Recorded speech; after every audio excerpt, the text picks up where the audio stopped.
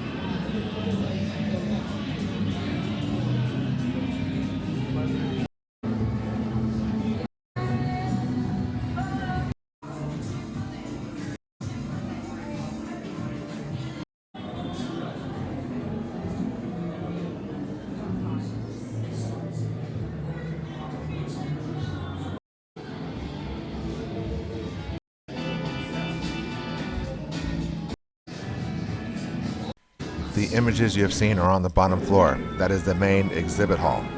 But if you go up a couple of floors, the garage is really one of the best ways to channel your inner rock star. There are opportunities for you to learn guitar, rock out to your favorite tune, and just rock out like a rock star. And then of course you enter the main exhibit, the enshrinement in the Rock and Roll Hall of Fame.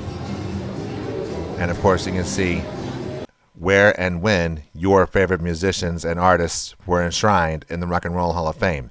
If they are not enshrined yet, there is a portal right there at this entrance for you to put in your name on who should be next to enter the Rock and Roll Hall of Fame. And as you're going through my little slideshow, hopefully you can pause and look for the name of your favorite artist or band that's in here. Now I didn't get all of them. I did get those that piqued interest in me. If you want to look for your favorite band or musician, you can go to the video displays and you can search the band or artist by name or by year that they were inducted, if you know the year they were inducted. If you don't, you can always search by name and go from there. So if you want to see who is in there, go to the Rock and Roll Hall of Fame website. And to see who was recently inducted, you can also go to the Rock and Roll Hall of Fame website as well. But also in this exhibit, there'll be opportunities for you to view induction moments on video displays, as well as moments from these great artists and influential musicians from all over the world. And the floors above the Hall of Fame had many other exhibits, including this on Pink Floyd's The Wall. And this was really cool, seeing not one, not two, but 3 motorcycles from 3 totally awesome artists: Elvis Presley, Billy Idol, and Bon Jovi. So again, the Rock and Roll Hall of Fame is a requirement for any music lover of any degree. Now, just a few steps away from the Rock and Roll Hall of Fame is another really cool exhibit, World War II submarine, the USS Cod. Just like with all submarines, you will need to have full mobility to go from bow to stern and climb through all the tight spaces to get from one end of the submarine to the other.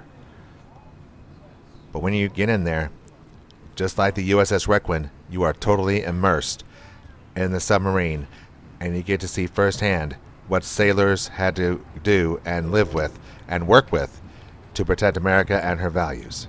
Now, I will be quiet because there were plenty of moments of audio tours throughout this entire run.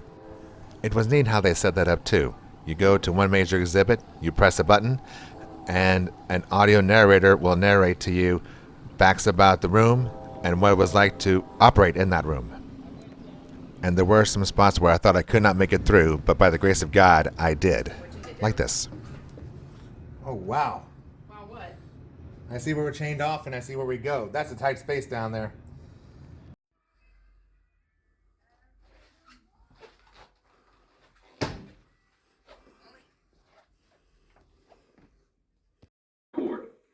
We leave our base with a fish as we come every tube, plus 10 reloads. Cod carries 2 on Mark 14, which can go over 50 miles per hour for over 2 miles and deliver 650 pounds. Stay and look as long as you like. Good to have you aboard.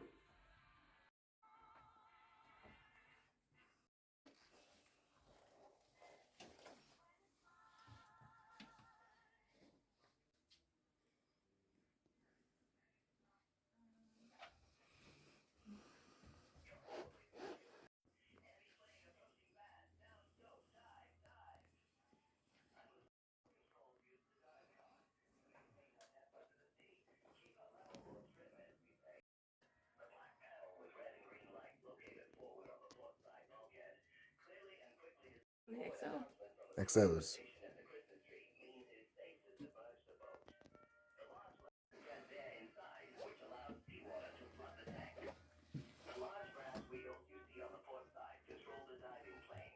Picture of your sweetheart. Just to remember what you're fighting for.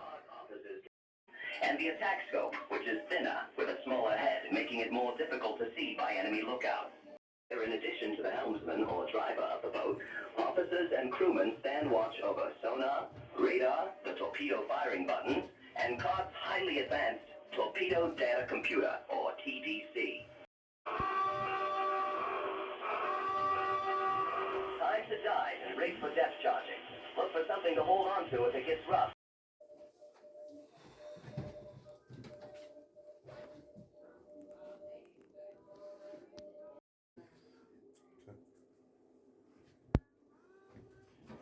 You're probably familiar with the scene where the sub-skipper is looking through the periscope when he suddenly yells out, "Enemy plane approaching fast! Down scope! Dive! Dive!" A situation called negative buoyancy. Controlling the speed and amount of water coming into the tanks determines the speed of the dive, and allow the plane operators to match that angle with the diving officer's orders. My planesmen are so skilled that Cod can be in periscope depth in less than 40. Plus, there's a cold food locker below where we store more than a ton of meat, fresh vegetables, and eggs. The crew members write movies. We love them. A favorite? Well, that one with Humphrey Bogart and Lauren Bacall, The Have and Have Not. That's a good one. In 30 seconds over Tokyo is pretty exciting. Battery is the first all-powerful cause when it's submerged. Wow.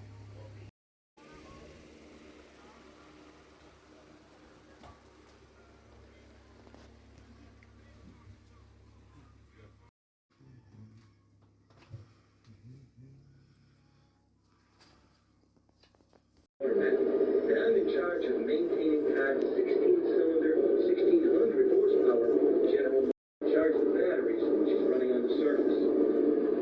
You're standing in the forward engine room, which houses 2 of 5 engines.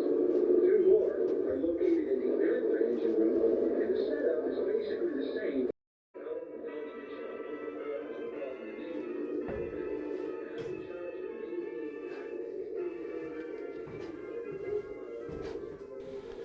In addition to crawling through these entryways like here.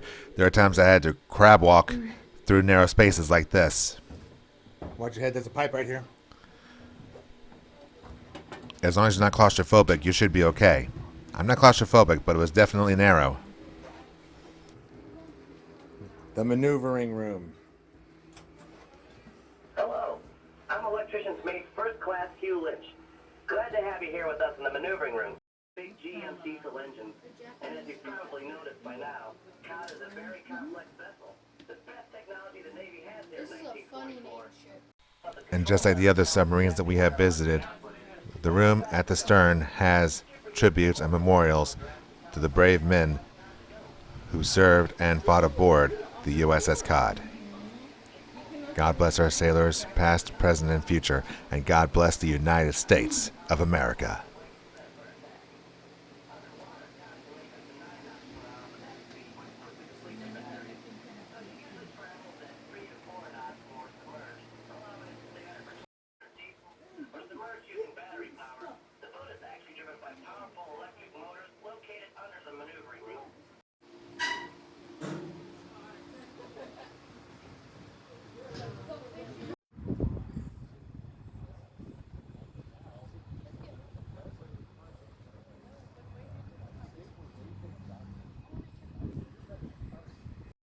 And our final stop on this particular day in Cleveland, Ohio, was Progressive Field. The Cleveland Guardians were in town, and they were starting a homestand against my Houston Astros. Seizing the opportunity, we took in a game. And as with every new ballpark that we look around, it was a very impressive sight. Wide open spaces, extremely friendly staff, and a very passionate fan base. They're very nice to the visitors. And as you see here, they also have one of their Hall of Famers enshrined in stone right here in the outfield bleachers, Jim Thome. Very beautiful statue of Jim right here next to the party deck in the outfield.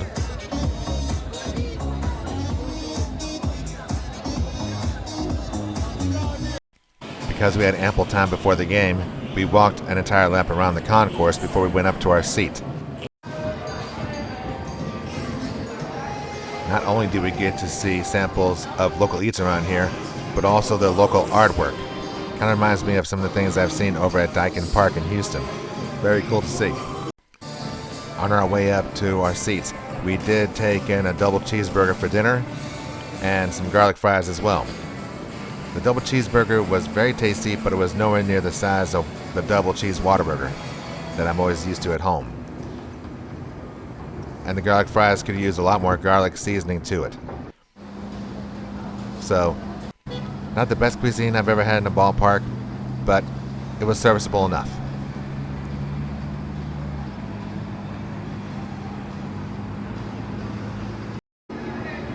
The outdoor temperature on this particular day was a pretty cool 68, 67 degrees with a pretty light breeze coming out of the north.